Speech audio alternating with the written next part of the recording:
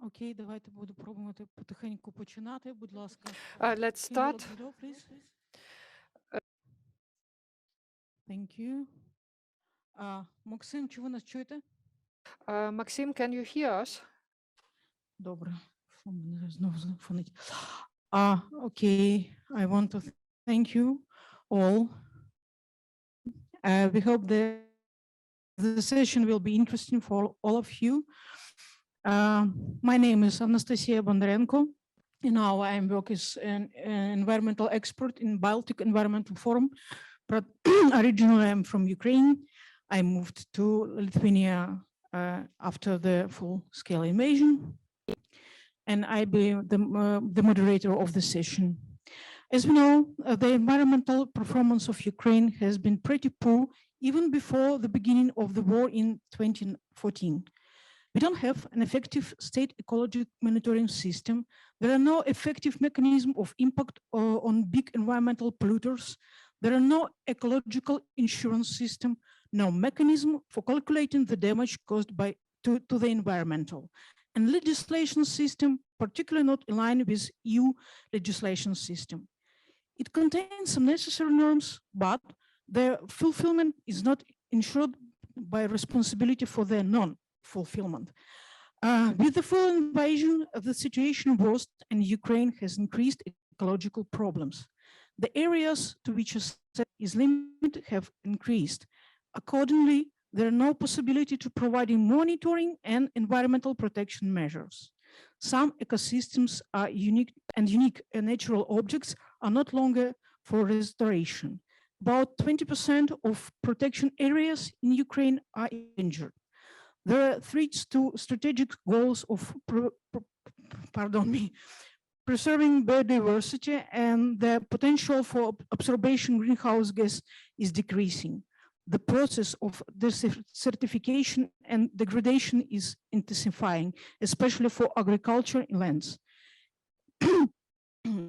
Endemic species of plants and animals are under critical threats.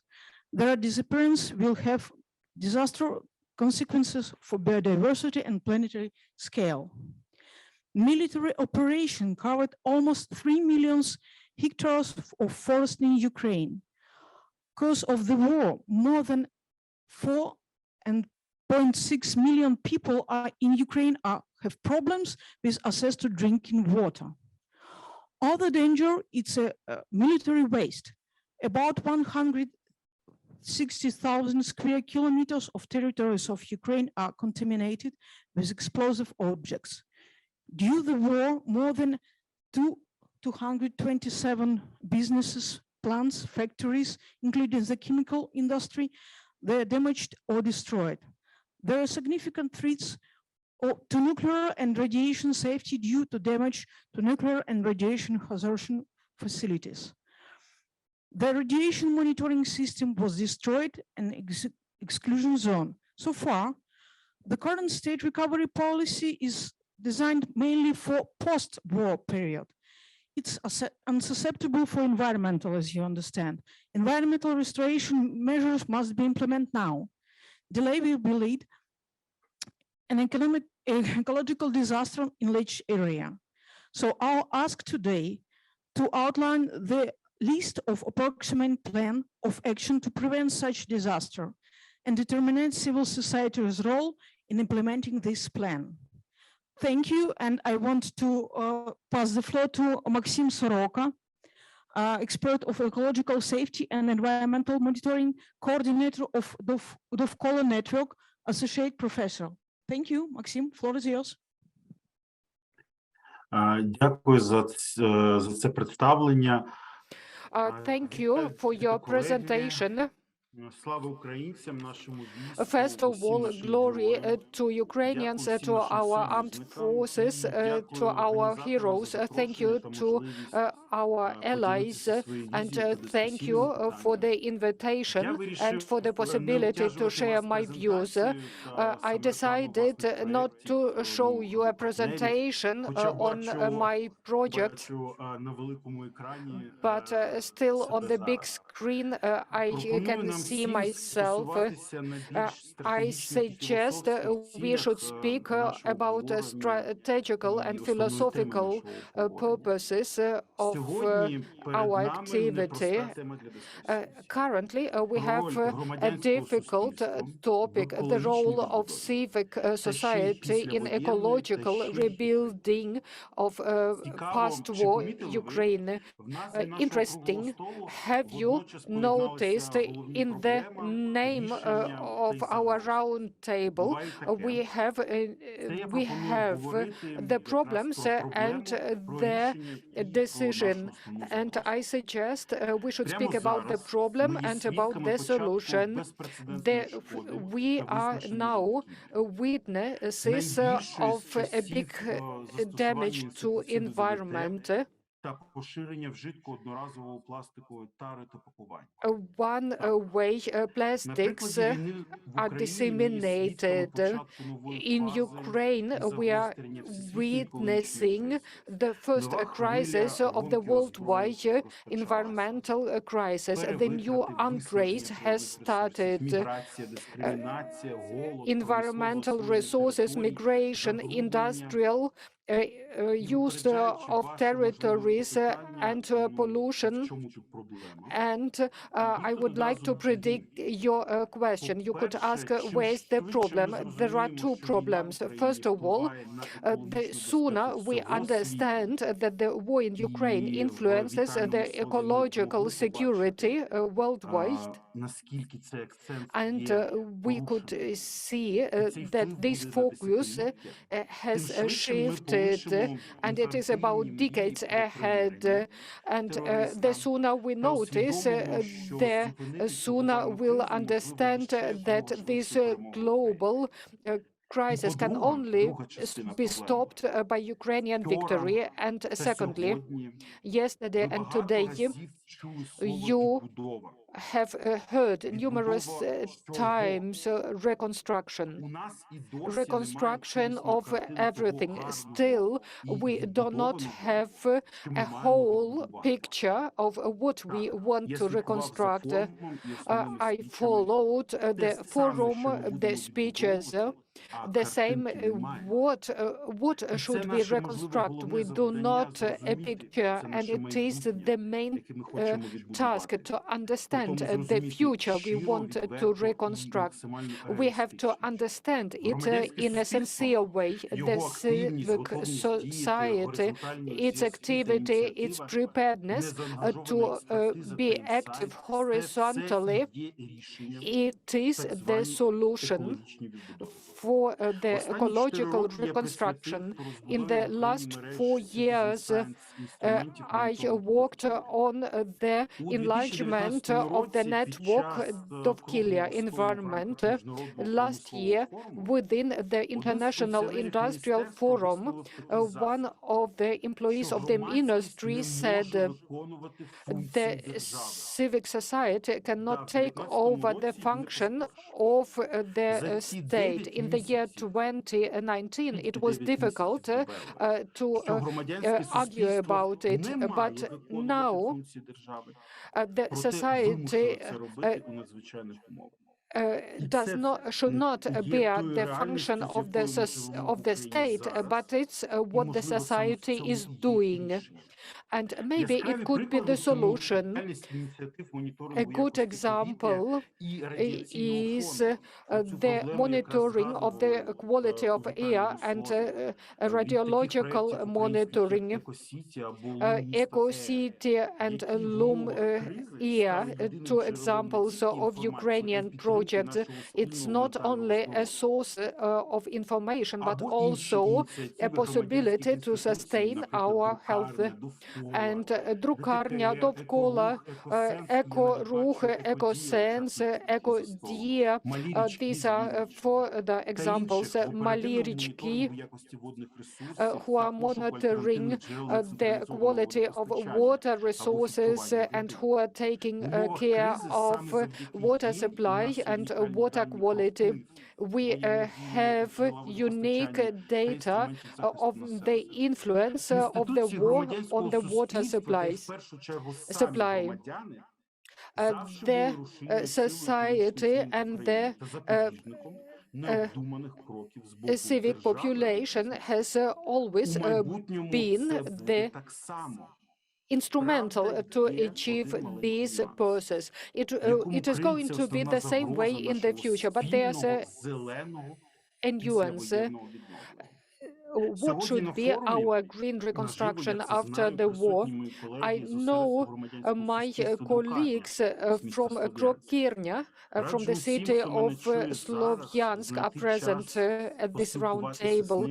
If you have time, please speak to them. They should share their experience, their pain and their frustration.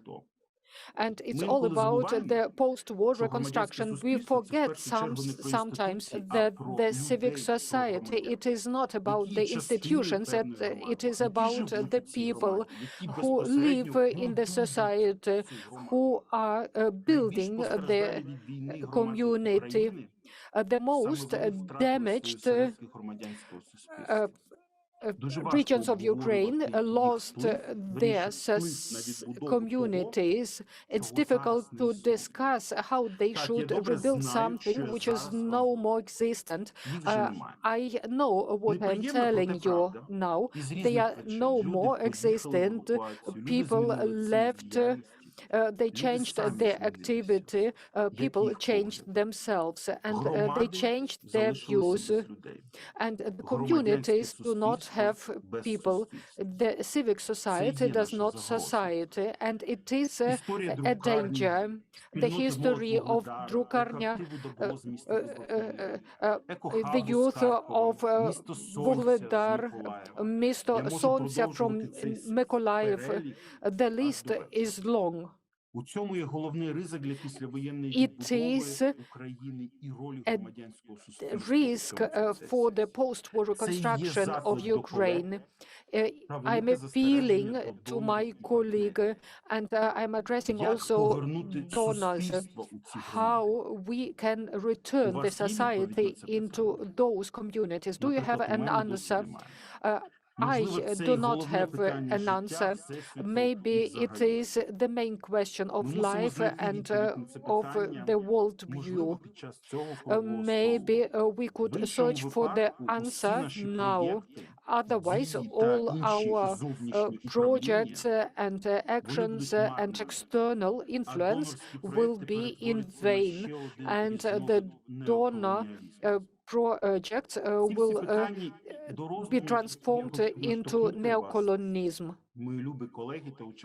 Dear colleagues and dear participants of the Fourth Forum on European Ukraine, thanks to the big Europe for the huge support in this war. I'm at your disposal. If you have questions, you can contact me. After this roundtable, the organizers have my contact data. Maybe I initiated a change in your views on this problem, which we'll discuss in the next 1.5 hours. Thank you, Maksym, for your address. The last thing you said, yes, it's true. Nobody is thinking of the problem when people leave the territory. Some people change their activity. Some people went to fight.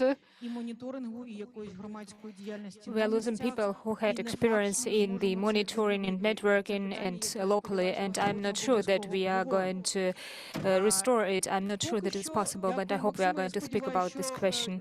I thank you, Maksym, and I hope that we are staying in touch, and I hope they are going to stay to the end of the session. After all speeches, we are going to have a discussion, and I will ask everybody to participate actively.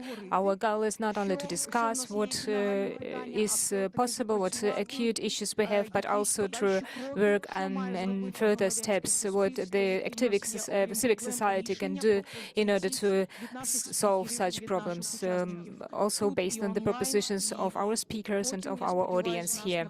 And I also hope at the end of the session we are going to have results which we can further and support and advocate for it with the state authorities in Ukraine, also with the with the authorities of the European Union, and we can propose as decisions for our partners, NGOs in the EU. Further, I would ask Anna Danylyak, the expert of environmentalization of agriculture, Ekodiya, будь ласка. Please, you have the floor. So, thank you very much for your introduction. Maksym, thank you very much for opening our session today with a very nice speech. And I also have a number of different reflections, and I'm also thinking about different things after your speech. Thank you very much.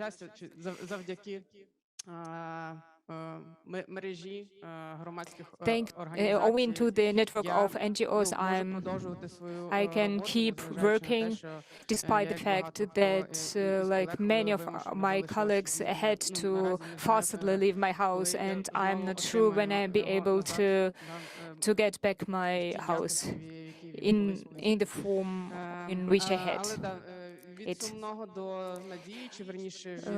We are now going from the upset facts to some facts which are giving us a hope.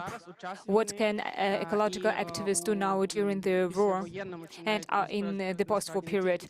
And probably not only in the post-war development, but in the development during the achievement of victory. I like to speak like that. We do not have to stop. We must go on, we must keep working, and we do not have to expect for our victory. My statement today is, my speech today is referring to the agriculture, though my organization is also working on the climate change and the energy supply. But today I want to focus on the agriculture, not only because it is my beloved favorite topics, but because it is the sector which is also dependent on the state of the environment and the state of the resources we have. It is the field which suffers under the consequences of the military actions. We will observe these consequences during several generations. I would like to stop on several facts. I would just mention some of them which refer to the impact of the military operations in the agriculture. The Ukrainian agriculture is the target of the enemy. It is an instrument for the enemy in order to influence not only Ukraine but also the whole world, and danger with the death, which is a danger for the whole world for several regions, and this impact will stay for a long while with us. Today, there is that almost 1/3 of the land in Ukraine are in the risk regions, are not available for the agriculture, for planting and for growing food. And because of the mining of these territories, it is just very dangerous to be there. It is a very costly process just to clear this land. There are different evaluations. You can see 5 or 7 years will be necessary to clear the mines in these fields, but there are also other numbers like 10 years. This period of clearance of mines, it can be longer. And there is, and not talking about the mechanical, it's only the mechanical pollution, not mentioning the chemical pollution, which we are going to have for the next tens of dozens of years, or probably 100 years. The agriculture is suffering not only under the targeted acts of aggression, but also under the immediate influence on the environment. My colleagues and I and many other civic organizations and activists are doing monitoring and gathering, collecting facts and data of the influence of the potential ecological crimes from the side on the side of the Russian Federation in Ukraine. There is also a state registry or kind of monitoring in Ukraine, and our volunteers are also doing monitoring of the public information. They are gathering, and there are also statements of the officials about the endangering events, and it is a map where you can see this information. It is updated weekly. So you can see the number of events, of cases. There are at the moment already 710 cases, so the number is not updated anymore. So that's it is not a full picture you can see, and because the information is not always updated in the martial law. I want to go forward to the next work, which is done by me and my colleagues. That's the restoration, the reconstruction of Ukraine. Because there are discussions whether it is not too early to speak about it because the war is going on. And we say that it's not too early because there are many regions which need such actions, and the reconstruction actions are necessary already now. We have to reconstruct everything because life is going on. That's the map of such division of Ukraine, the symbolic division of Ukraine in different zones. Some are at the front line, and here you can see the specific information of the development of these regions. When we speak about the green reconstruction, our organization and I would say 50 other NGOs in Ukraine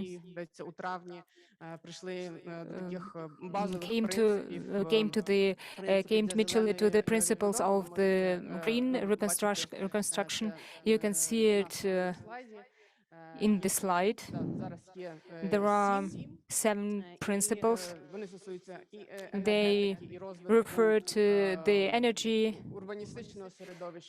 urban development, and development of villages, the best practices, systemic solutions. In the previous session, we also had a discussion about the fact that we can transfer from the reactive state of the humanitarian aid to go to the systemic decisions. And it is also, there was an example of the water access in one of the communities, so that the water supply can be done in form of some water bottles which can be delivered there in order to bring clean water to this community, so it is a long-term solution for them. And now, if we talk about the agriculture, we want to see it being better than it was before. We have to reconstruct and improve ourselves at the same time, as we have been for the full-scale invasion of the Russian Federation. And in regards to the agriculture system, that's also the influence on the food supply, best practices in the agriculture. I also mentioned that the agriculture is very dependent on the environmental state, but on the other hand, it is also influencing the environment. So in its development, we have to strive to reach a balance of these best practices for the food production. Sure, the agriculture is connected with the ground where people are living, and we are speaking about the rural development and the rural communities. It's not always about the agriculture, but But there is a strong link and probably a positive dependency between, there is a positive dependency between these two terms, rural communities and agriculture. There are also aspects of the circular economy. They are also associated with the best agricultural practices. And regarding the land, the ground market, I was yesterday at an event on the market of the property, agricultural property, and the main subject problem is the transparency.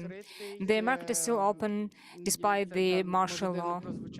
Probably it's a little bit strange, but the purchase of the ground is possible still. Probably it's a little bit strange, weird to hear it. But there are a lot of requirements. There should be also a public participation. There are requirements toward the procurement. There is the procedure of the evaluation of the influence on the environment is very limited. Many approvals and other formal documents are not necessary, but there are a lot of different drafting processes in the field of legislature at the moment, and the sector should be deregulated. But there is also a risk that such temporary actions which are necessary for the stimulation of the entrepreneurial activity to simplify this activity, that such decisions can stay for a long while with us.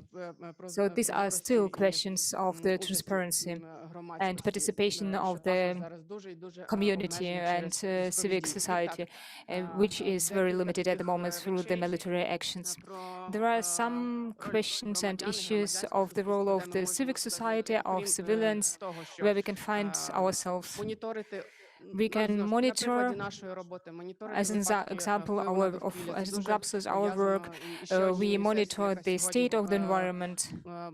It is also connected with the session which we had today, where we talked about the war crimes, and we said that it's very important to document such crimes and hope for the compensation of the losses and for the accountability of the aggressor.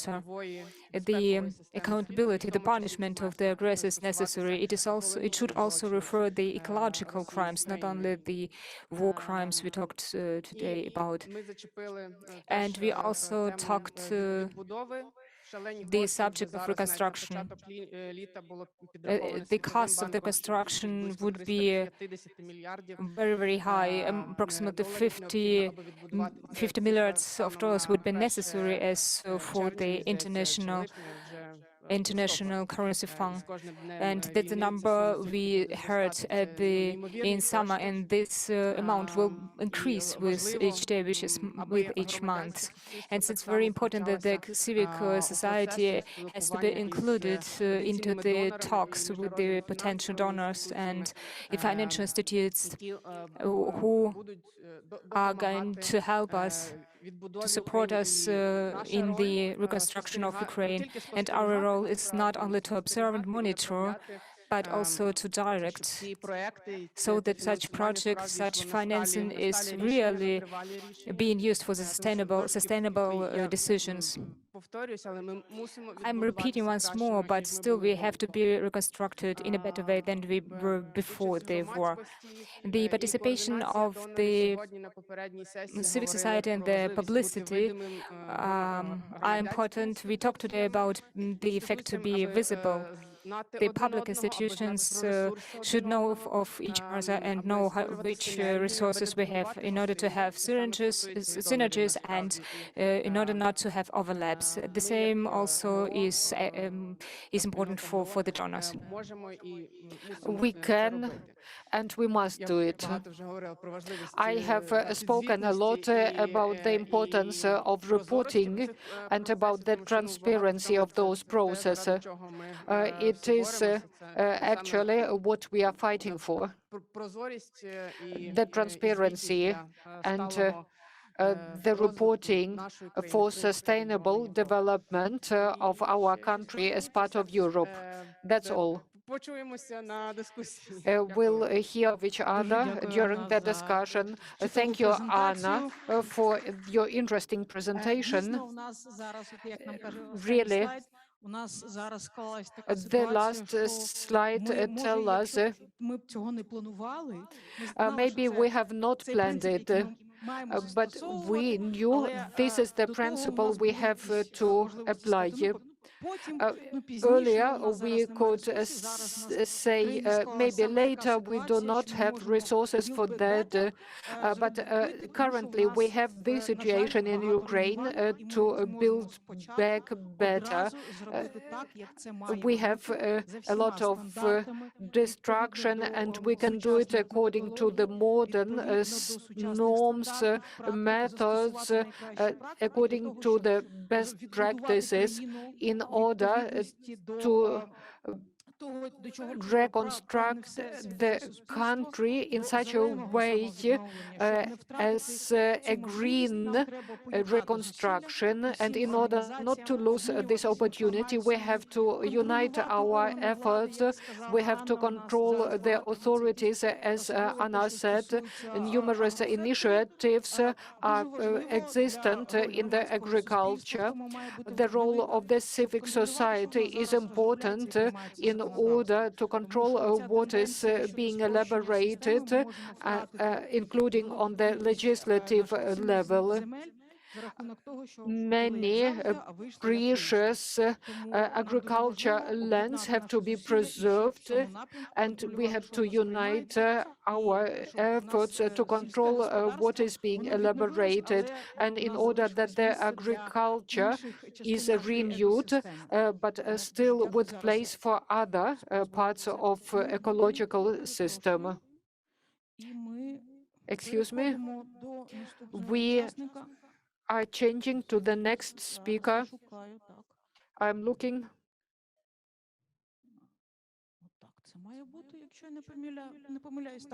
If I'm not mistaken, we will have technical changes because Oleksiy Vasylyuk, who wanted to join us, does not have internet and electricity.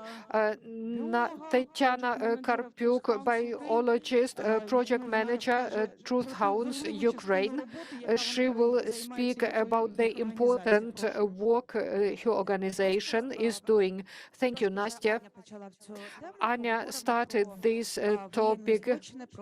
We'll speak about how to review crimes against the environment.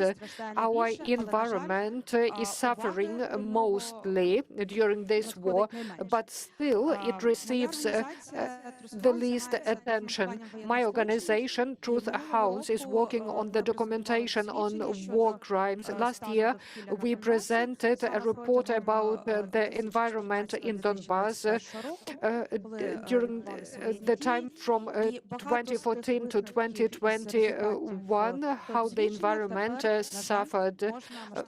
But what we reported about can be expanded to the whole territory of Ukraine. Three aspects. As for the crimes, methodology, the legal basis, and counting of damages. As for the methods, in spite, we have seen maps, the state, civic society, and even single individuals are documenting. Still on the state level, we do not have methodology. Last week, this issue was discussed within the Ukrainian parliament. Only a few members of the civic society know the new methodology, and in public this methodology has not been presented. And it carries risk because during the next steps, when criminal proceedings will be initiated, if the war crimes have not been documented correctly, would mean that some facts, as for the offense, will be missing, making it impossible to prosecute the offenses. It's difficult to make conclusions if we do not understand who and in which way documented the offenses. For that reason, I would appeal to the civil society to offer your help to the state in order that the state has a unified system of documentation of crimes against the environment. The next issue is legal basis. The Public Prosecutor's Office in Ukraine initiated 74 criminal proceedings, crimes against the environment. If you participated in our previous sessions, you have heard 40,000 criminal cases and 74 proceedings. It's less than 1% of what we'll have in the future.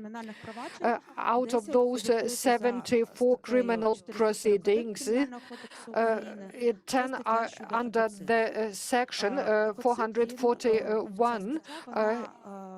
It is about ecocide. First, mass destroyment of flora and fauna. This is not being protocoled currently because we do not have monitoring data. Because of the lack of access to the occupied territories, we do not know what has been destroyed. Another aspect is pollution of air and water. Our oil processing chemical plants are being shelled. And third aspect, which is also important, what acts can result in ecological damages. The same situation is about nuclear power stations. They are at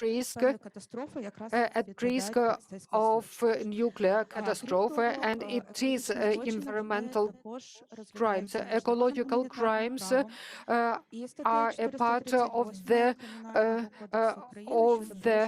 International Criminal Code, and they fall under the section of 438 of the Ukrainian Criminal Code. According to the international humanitarian law, the environment may not be an object of attack, but in practice it is on the contrary.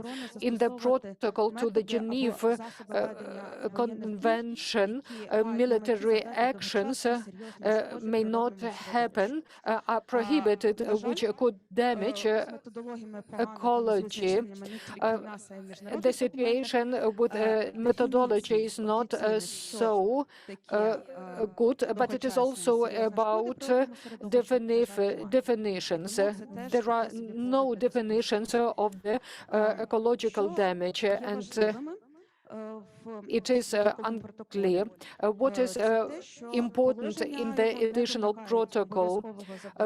The provisions of it say even a potential possibility is enough, meaning that if no nuclear catastrophe happens in real, can still give rise to criminal proceedings. Prohibition of military methods leading to modification of environment on Convention. According to this convention, a country who participates, who sees that another country violates the provisions can complain, and the Security Council must initiate investigation.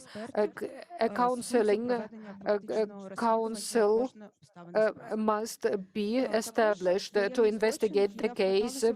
War crimes are part of the list against the environment, are also a part of the provisions according to the Rome Statute. They can be a part of the proceedings before the International Criminal Court. The only thing is that the Ukraine has not ratified the Rome Statute. In the world practice, we have only few cases when crimes against the environment were investigated, and no cases of attacks on nuclear power stations took place. War crimes against the environment, we should prove that it is the same like war crimes on the whole. They could be a part of other crimes, like crimes like genocide and a crime against humanity, and as a result, reparations have to be paid.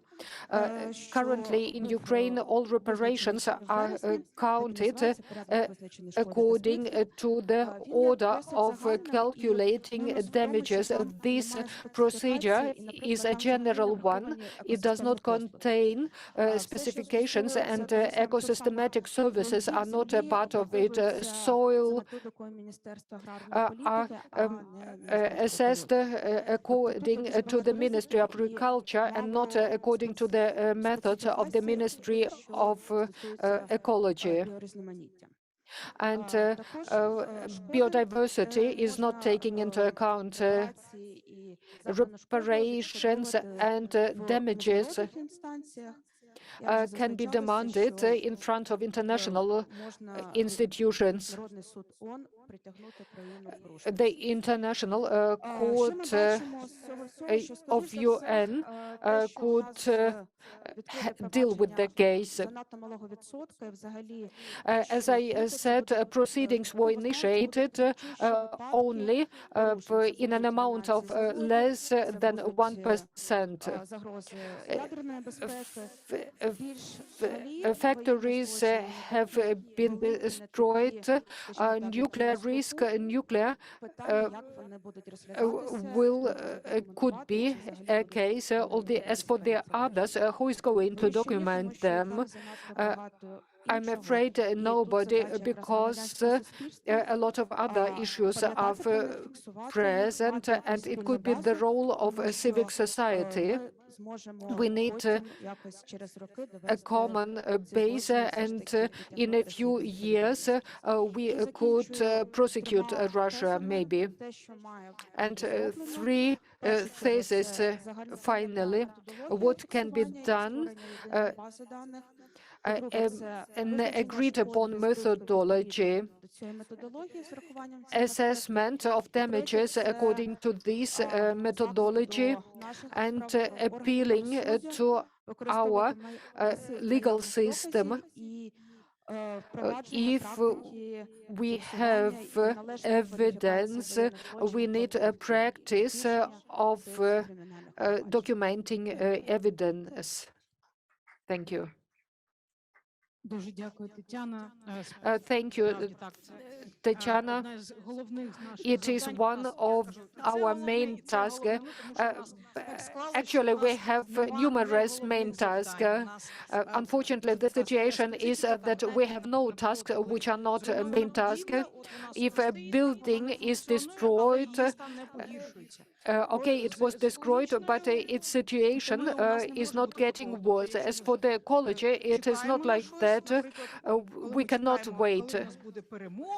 If we are waiting for something when we are going to win and we are going to have the victory, then we will start to reconstruct something. It's not possible to do like that with the environment. If we do not only document something, anything, but we have to start. If we do not start to reconstruct anything nowadays, today, currently, then we are going to have an ecological catastrophe, ecological disaster, and not only for Ukraine, but for the whole world. So we are, what I mentioned at the very beginning, species are disappearing, systems are disappearing, are damaged, and our task is to keep what we have, and we have to start to work immediately.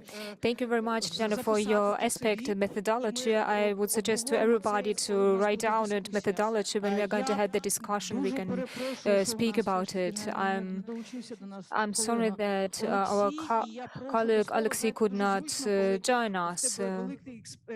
It's very convenient if you have a pool of experts at one place, and if somebody is missing, then we have the possibility to just to join an expert here. I would like to ask Irina Mykolaieva to take the floor. Pax, she can tell us a little bit more what she's doing for the reconstruction of Ukraine. Irina, please, you can have the floor. Greetings to everybody. I'm very glad that I can speak today. I'm expert on the ecological security. I work for the Netherlands company Pax for Peace. The company is engaged in working on the military operations and their influence on the environment. How can it be possible to prohibit the explosive weapons and to use the use of explosive weapons? This is not a new direction. Starting with the full-scale invasion in Ukraine, Pax started to monitor the military operations and incidents based on the military operations in Ukraine. And we have three directions of our activity. The first direction is the monitoring of the incidents. We use the satellite pictures for it, for the confirmation of such incidents. The second direction is the mapping of the ecological risks, and the third direction is the advocacy of the outcomes we have offices in New York, and this office works with the systems and institutions, for example, UN, and the office in Brussels, which is working with the politicians of the European Union. And this is the information for colleagues, whether we can unify our efforts in the advocacy for questions on Ukraine.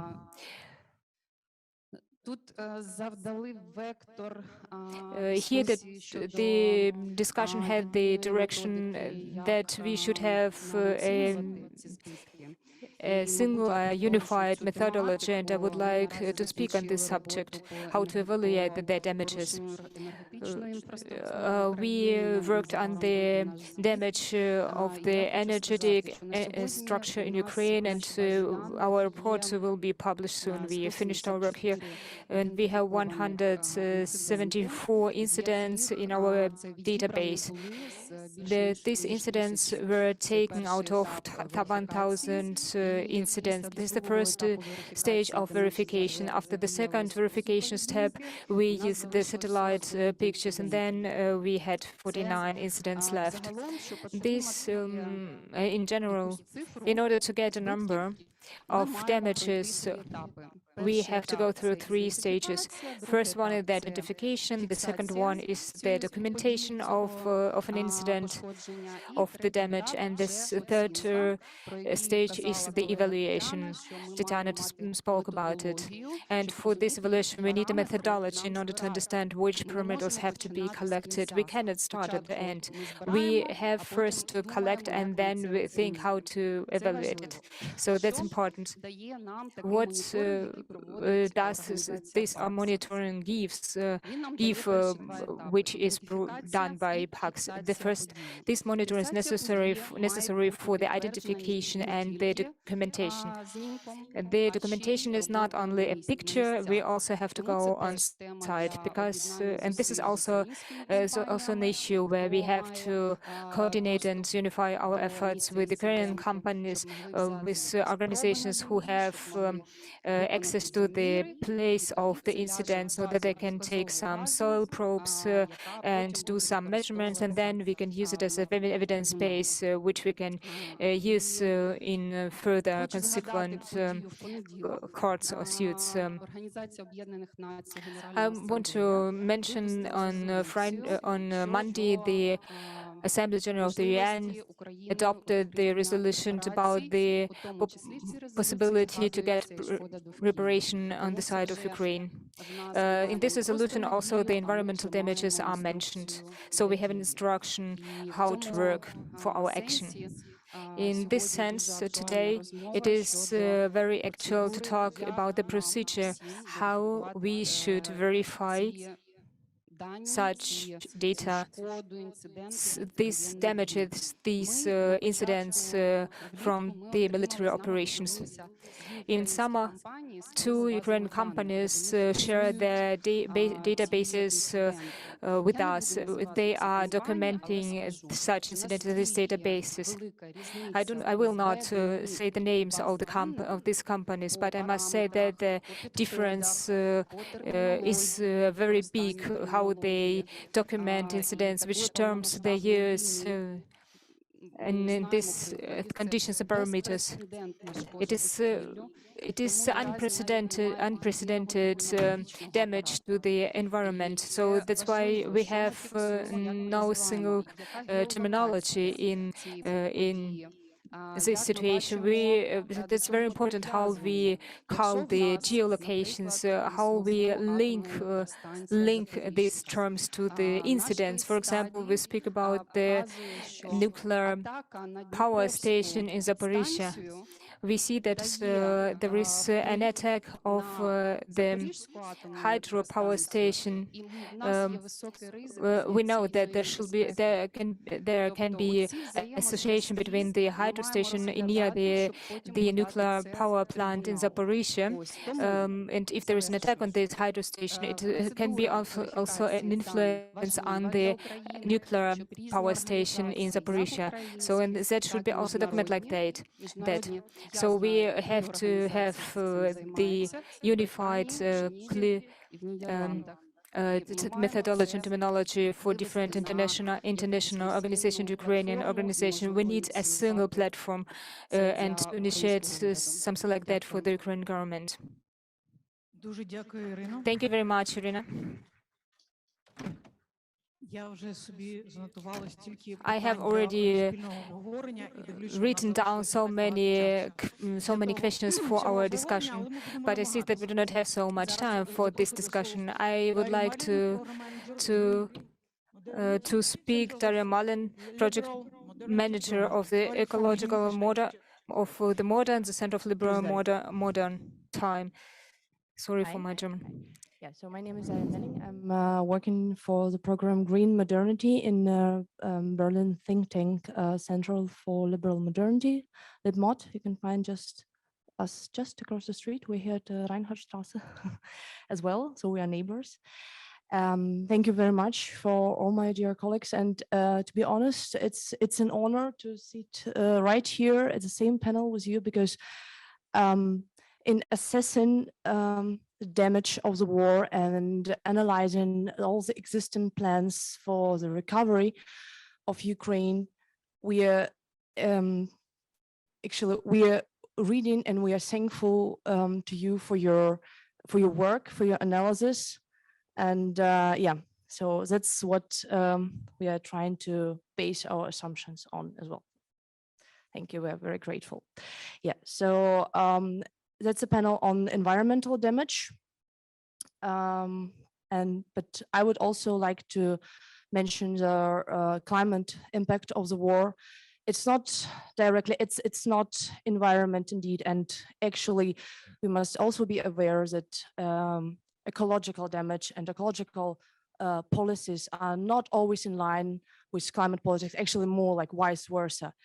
But I'm gonna talk on the climate impact of the war, and interesting and very conveniently to me, Ministry of Environmental Protection and Natural Resources of Ukraine, together in cooperation with actually Eco Action and Kyiv School of Economics, just issued a last report on climate damage.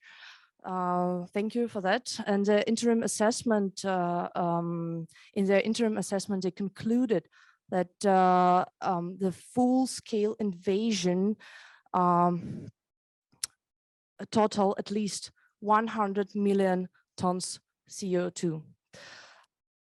So not all the numbers, not all the factors has been taken into consideration. So these figures are likely to underestimate the true level of emissions, and we all understand that the longer Russia's war continues, the higher final figures will be. So in this report divided their emissions into three groups. There are like emissions from the preparations of war, directly from the warfare. Those are emissions from like fuel combustions and logistic trucks and aircrafts and firing munitions and explosions, so on, and the post-war emissions. That's a very important part of it. So it is a post-war reconstruction of civilian infrastructure that accounts for half of the greenhouse emissions connected to the war. So everything that Russia is destroying right now, we need to rebuild, and we need to build it back better. I'm sorry, and yeah, and as it is damaged right now, it's going to cost also a lot of emission. It also depends on how we're going to build it back. Okay, so those part is also followed by emissions from the fires and from the warfare directly. Though here we are not quite sure, like the data is limited, of course, due to the secret nature of information. There are also some emission from like transport emission from the refugees and internally displaced person, but they're not as big as a previous factors. So as we see, the Russian war in Ukraine not only halts the modernization and the green transition in Ukraine, which we can argue was at least planned, or we can maybe also think it was already on the way, but it also increases emissions because of the war, because of the fires, and most of all because of the need to rebuild and the reconstruction as well. And in this case, the residential sector accounts for the majority of the emissions, and all the buildings, it's like from 60 to 70%. It depends on how we count. And interestingly, the shares of energy sector is relatively low, but we have to understand that those are the numbers that were taken into account before the large-scale attacks on the energy infrastructure in October. So they're likely to increase in a future update. So we have to understand that. And if we, so we see the recovery and the recovery process for Ukraine actually also as a chance for modernization. And I must note that this, mention it at this point that the energy sector is actually, in our opinion, is also particularly important for the green transformation of the economy, as successful reforms of the energy system would reduce the carbon footprint in all the other sectors. So yeah, at the same time, at least by 2022, it became clear that Europe's fossil dependence is not just one climate change issue, right? So this is the latest with the start of the Russian full-scale invasion in February. It became clear that it's also a security issue. It's a national security issue. It's not only energy security. Yeah. So and what about Ukraine? And after Russia's targeted destruction of energy infrastructure, actors in industry, in politics, in civil society, in municipalities are calling for the need to decentralize the energy system and for transition to non-fossil energy sources. And this makes it clear that recovery must be thought of in sustainable terms and not only in the medium and long term. Yeah, as we say, like, okay, we're gonna modernize our economy in line with European Green Deal after the war. Yeah, maybe some years after the war. No, it is already it has to be planned sustainable and also be conducted in a sustainable way as a structured crisis response in the first phase. And we can talk about it more immediately during the discussion. So before the Russian attack in February 2022, the share of renewable energy in Ukrainian power grid was steadily increasing. In 2021, it accounted for a little bit more than 1%, and of this 60% was solar. And the country's potential has been marketed as being so great that the President Volodymyr Zelensky, when he was opening the New York Stock Exchange, spoke of Ukraine as a future green hub of Europe. So a lot of potential, right? Yes, and I'm gonna cut here because during the war, the state of renewable energy in Ukraine has been very dramatic. Maybe you know that most of the solar and wind stations, they are in the south, so they are occupied in the south and in the eastern part of the country. They're either damaged, destroyed, or they're occupied. So Ukraine has no control of it. It's 90% and 40% respectively. Yeah, and what do we suggest? So we see as Ukrainian civil society in form of NGOs has broad and professional expertise, and their assessment should be taken into account in the discussion. Large part of Ukrainian civil society sees the reconstruction as an opportunity for a green and sustainable transformation. At the same time, sees the government's plans, you know, the ones that were also presented in Lugano in July this year, as insufficiently ambitious and thus also not in line with the goals of the European Green Deal. And I remind you that Ukraine is now a candidate state and hopefully like a future member of the European Union.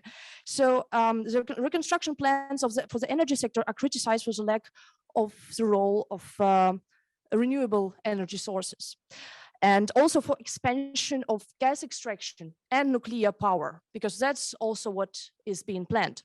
So we see this discrepancy between the recovery plans of the government and the expert views of the civil society.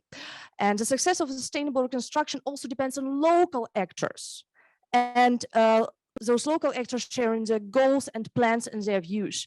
And so far, plans are discussed either abroad on the national Ukrainian level, also regional economic development and concepts, as well as decentralized structures are particularly important also for potential investors, also from potential investors from abroad.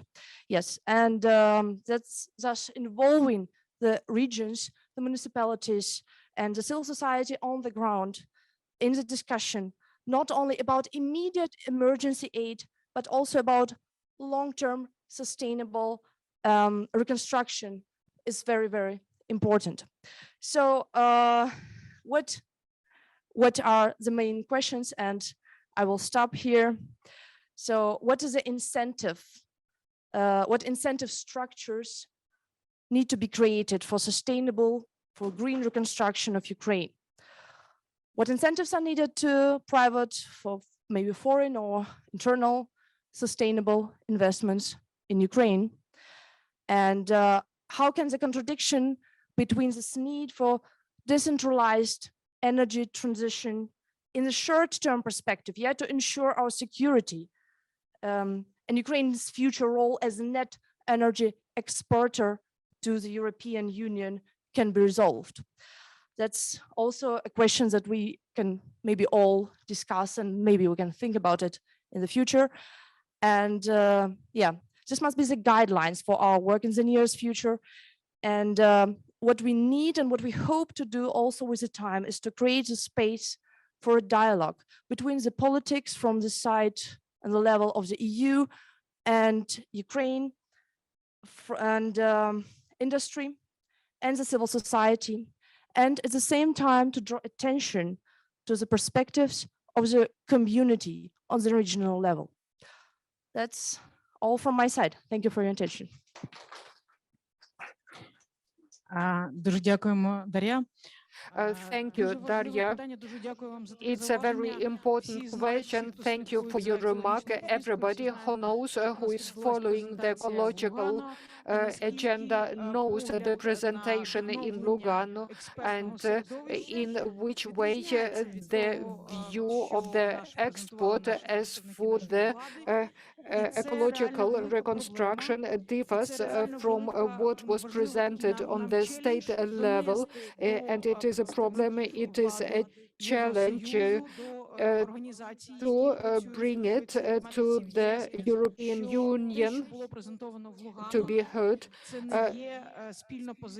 What was presented in Lugano is not a joint view of the state and of the civic society.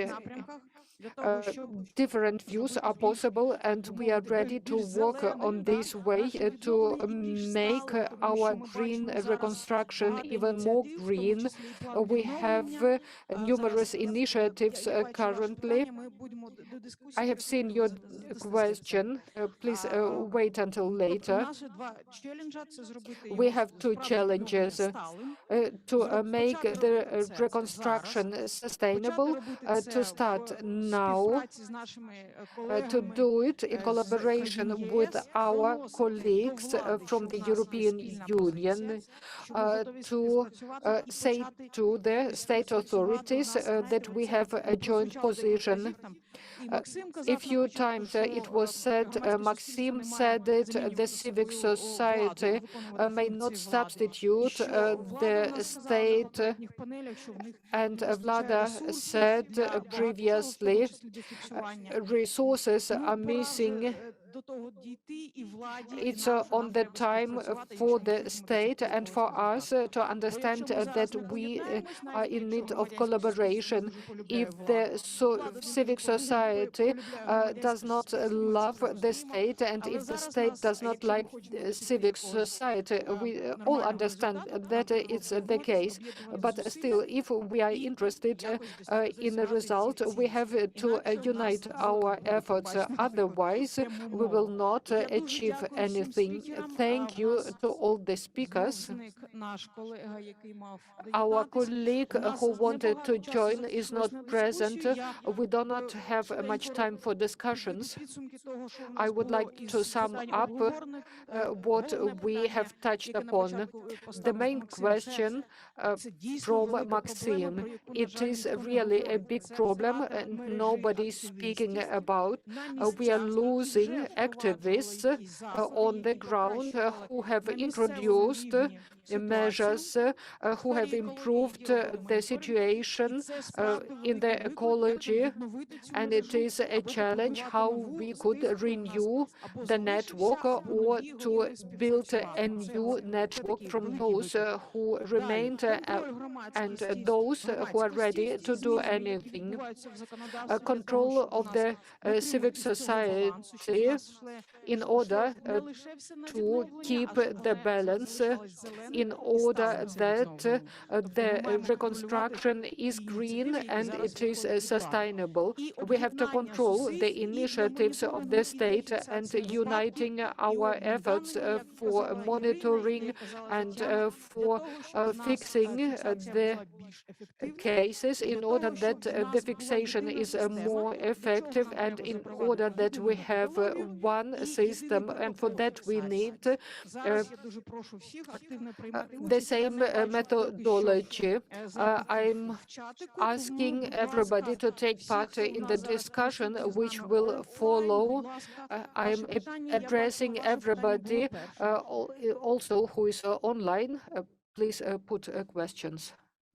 Thank you very much. I'm very impressed of all your intelligence, knowledge, and capacity of common grassroots action.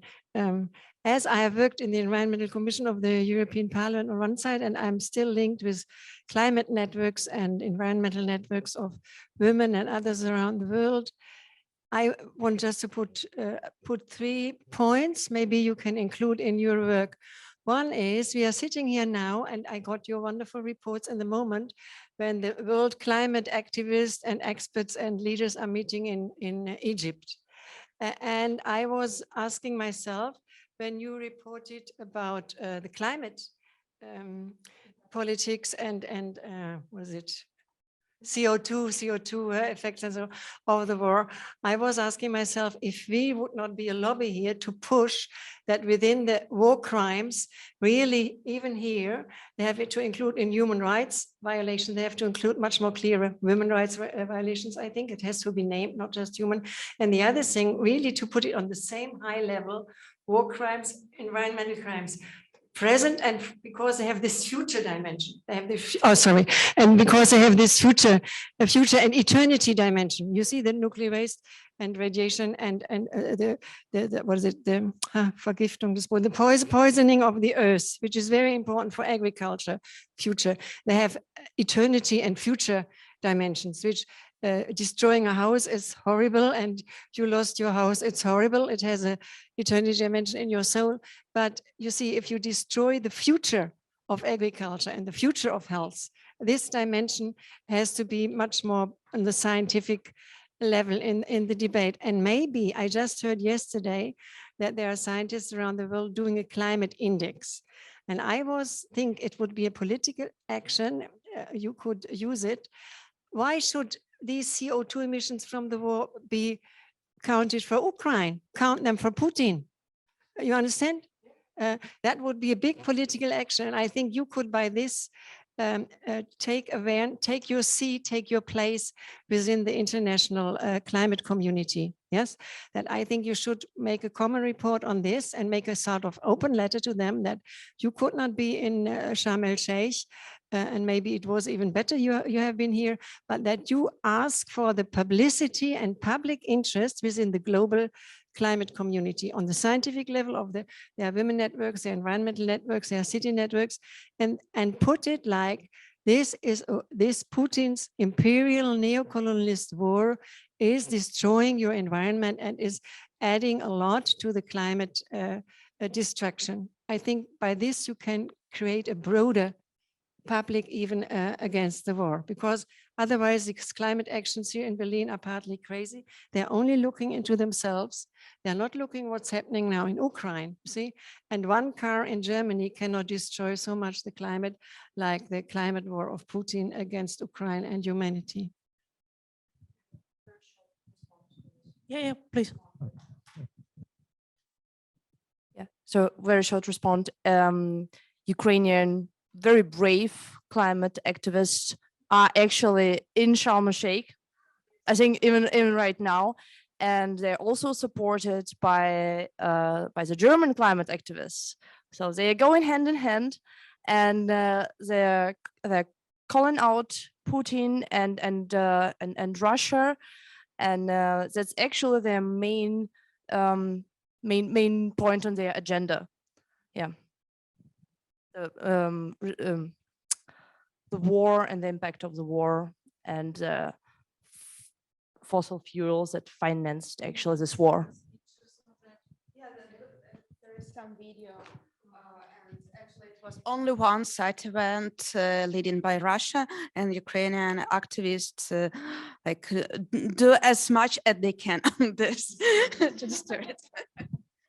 Дякую за коментарі. Thank you for your comments, for your remark. Скажіть, будь ласка, чи є в нас, Please я tell знаю, me. тут є представники друкарні, чи є в нас I представники know we have українських representatives from Drukarnya, maybe representatives from Ukrainian non-governmental organizations are present here. No, I wanted to ask your vision on this problem, which was touched upon by Maksym, how we could renew this network. We do not have if we do not have people on the ground, we do not have people who could do this job. If we do not have people who would work with the local authorities, who would collect data.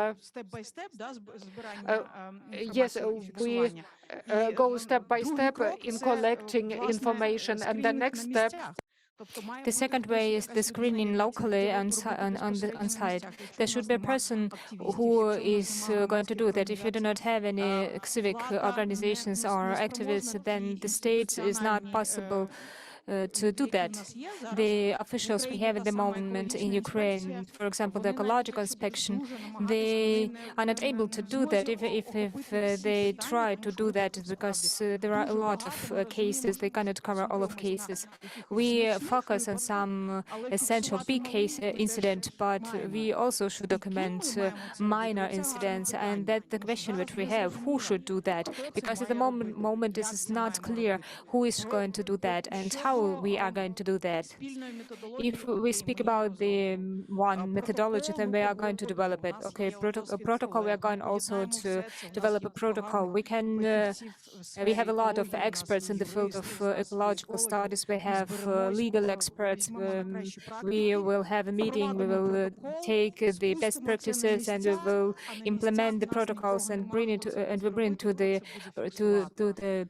people on sites. But we do not have any people there. Many activists either left Ukraine and went abroad or were just displaced to the western regions of Ukraine.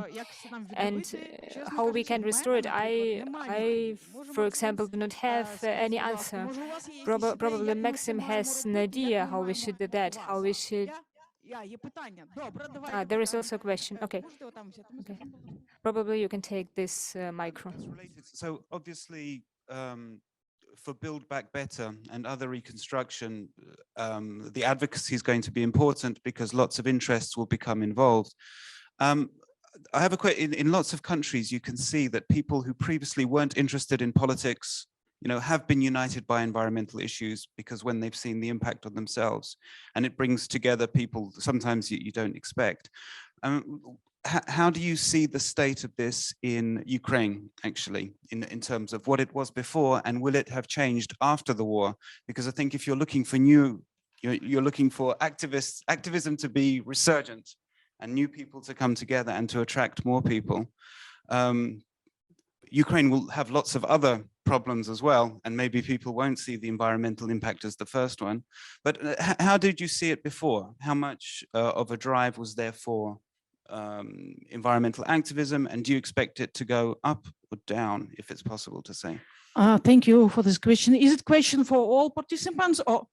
Окей, я тоді розпочну. Я зі свого боку можу сказати, що Okay, then I will start. I would like to start with two aspects regarding this question. The ecological activism, it is very specific. It is not dependent on anything. If people go to the ecological activism, that they are not going to be stopping anything. And it doesn't matter whether there is war or no war. They are going to do what they do and they want to do. That is the specificity of the ecological direction. If whether we are going to have an increase or decrease, regarding my first answer, it is not going to be less of activism. People are going to do that and will keep doing that. The colleague wants to say something. So I would answer in Ukrainian. Don't excuse me. There is a big increase of the activism after the revolution of dignity, especially the ecological activism.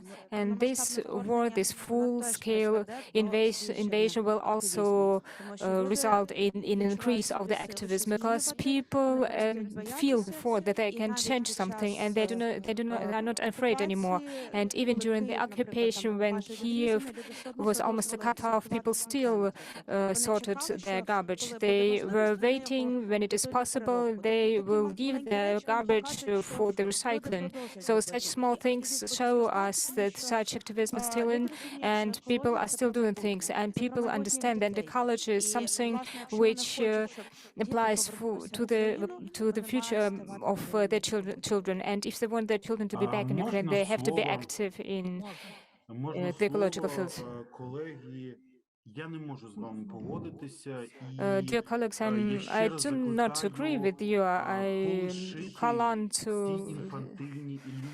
stop to have such infantile illusions. People are going, people are living, and they are being changed. And many organizations I mentioned in my speech, that's the example how such changes and transformations happen at the moment. And now the priorities are also changed. And I'm not sure that these people are going to come back to this issue. It is a big issue, big problem. That's why I emphasized on this issue, because if you do not solve this problem, no initiation regarding Lugano won't work. Because I want to answer mentioning the phrase of Askar Shobek, a known activist in Zaporizhia. This is possible for those who are not going to do it on his own or her own. So please, probably it is necessary to have the key message. Are you going to do everything on your own, to go to the regions and to take soil probes? Thank you very much for your very interesting speech, my colleague from Prague, but I do not see such experts who are ready to take soil probes in the fields which have a lot of mines. But I see a father of an activist in Slovensk who was brave enough to go to take some probes. It's very interesting. It's very interesting incident. So just do not believe that they are going to come back. Kiev is not an example. Please take an example from an occupied town, a small town where the reconstruction is going to be implemented, where the mass media are not going to come. No channels are going, broadcast channels are come. So we can also see we are going to see the big war crimes, but war crimes in the mass media. But our mission is to find the minor war crimes also, to document them. Let's think about the Kharkiv region, Donetsk region, Zaporizhia region, or Sumy, or Chernihiv region, or Kherson region, and not Kiev with the national television channels. And the situation has changed there, so I would be very grateful if you can be aware of this decision that's not coming back. These people are not coming back. I can tell it as a person who is trying to restore the monitoring network. It's a great big problem. That's why it was my appeal to the community. But to say that it is possible, just to declare that it is possible, it's also not a decision. That's why please I ask you. Thank you. Thank you very much for your view. We have also a comment of Daria. I have a question to you. Maybe one of the possible solutions to your question. I'm sorry, I didn't get your name. So I think like the people and the activists will come back when it's safe. But it's just so sometimes it can be so simple. That's what I know from our network and from my former colleagues as well. So if we can make this, if we can make Ukrainian regions safe, we can make Ukrainian towns safe, and then we need all the help that we can get. We need all the weapons we can get, all the systems we can get to shelter people in Ukrainian regions that will give them the feeling of like being safe, the feeling of security, and the ones that are determined to do that, they will also come back. And that's my question to you also, Maksym, whether I'm right in my assumption or not. And as like, this is also the whole point about it. The longer Ukrainian territories stay occupied, the longer Ukrainian territories are close to the front line, the longer the towns and the villages and the cities are being shelled, the longer those crimes stay undetected. So this is as simple as that to me. And yeah, what do you say to this assumption?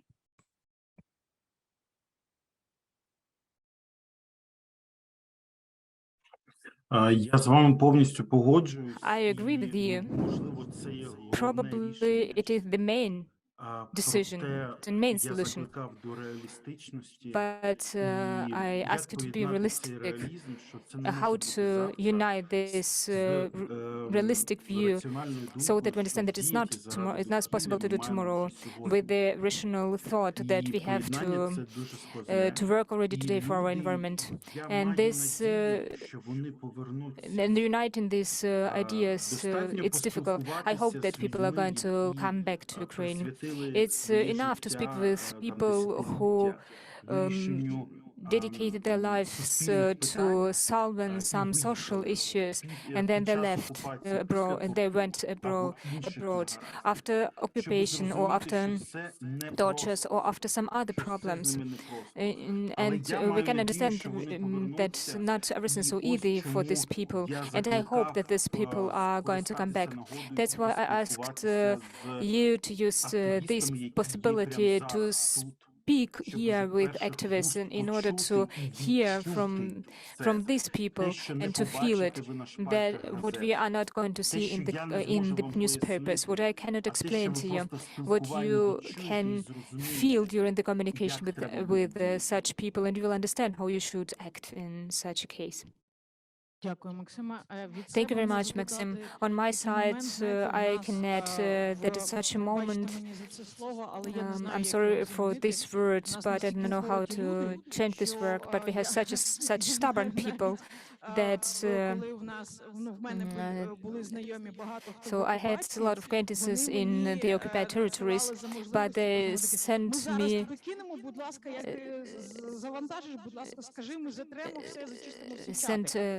sent some information. They sent information to me, and then afterwards they just deleted the information from all chats.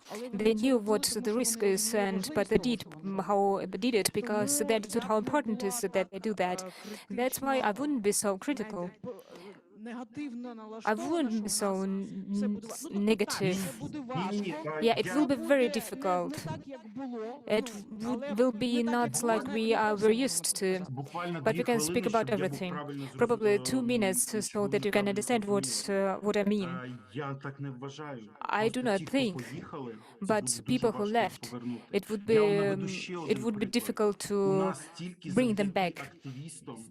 Only owing to another example, only owing to our activists who brought samples of water from the Black Sea in the Donetsk region.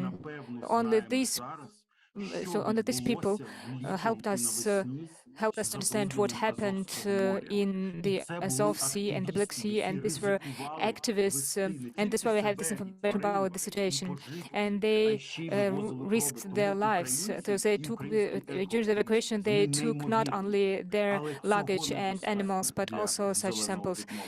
So the Ukrainian activists are not unbelievable, but it's not enough for the green reconstruction. Thank you, Maksym.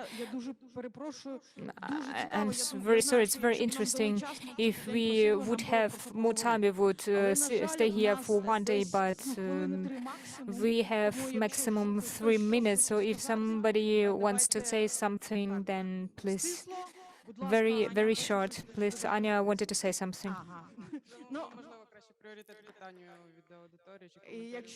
Probably it's better that somebody from the audience can say something or ask something. Are there any remarks or any questions from the audience? If there are no questions, then Anya can speak. All 3 minutes. That was a joke. Just summarizing, probably. I would like to summarize, but if somebody wants to say something, then just let me know. Say now. Or you have to keep silent. Yeah. So, Drukarnia, we were mentioned so many times as an organization, so I cannot keep silent anymore. I don't know whether I can say something new, but the topic Maksym talked on is very touching, and we as organization, Drukarnia, went to the western parts of Ukraine. We are planning to return, but we do not know exactly how long we can stay in Sloviansk, because if it happened this time, it is possible that something like that can happen within the next years, and people are very afraid. And nobody knows what is going to happen. We'll go back, we'll monitor the air, water, soil, but how long we'll stay, I cannot know. Activists are still present. My father, who sent water probes, they are just ordinary people, our friends, our relatives, and we can ask them to do something without being an expert. Maybe we could think of training in order that people could take over small tasks, and it maybe some recommendation from our experts. Yes, that's really what we can do. Training could be possible on the territory which is more or less safe, because we don't have any territory which is 100% safe. Yes, of course, online, what we could do online. What needs to be present in a person can be done in places which are more or less safe. Yes, our people are wonderful. They will do it if we train them. A part of the old monitoring system, of course, the old monitoring system was not perfect, but at least we had something. But even that old monitoring system was destroyed in many regions, and we'll have to renew it. But it is a good point. If we have activists who will have been trained, and if we have a methodology how this data can be collected, processed, and stored, we'll have a baseline to say that's the trend. If we have the methodology to collect information on damage, we'll have a system for this information. We'll have not separated pieces of information without the partners knowing about it. We need a system which can be used by us together in order to renew everything, to rebuild Ukraine and to receive the reparations we have mentioned, and to develop our society which is ecologically conscious, in which every second citizen or even every second would know in which way monitoring should take place, who could be contact persons within the state authorities, with understandable mechanism of controlling the state authority. If united, we are a force. If we unite our efforts, we have a chance to do it. If we do not unite, if we do not exchange, if we do not advocate our common purposes, we cannot achieve anything. Thank you to everybody who participated in our discussion. I suggest we should stay in contact. Those who are offline, please exchange contact data. Those who are online, our organizers will not hide the contact, and we could change something for the better. Thank you.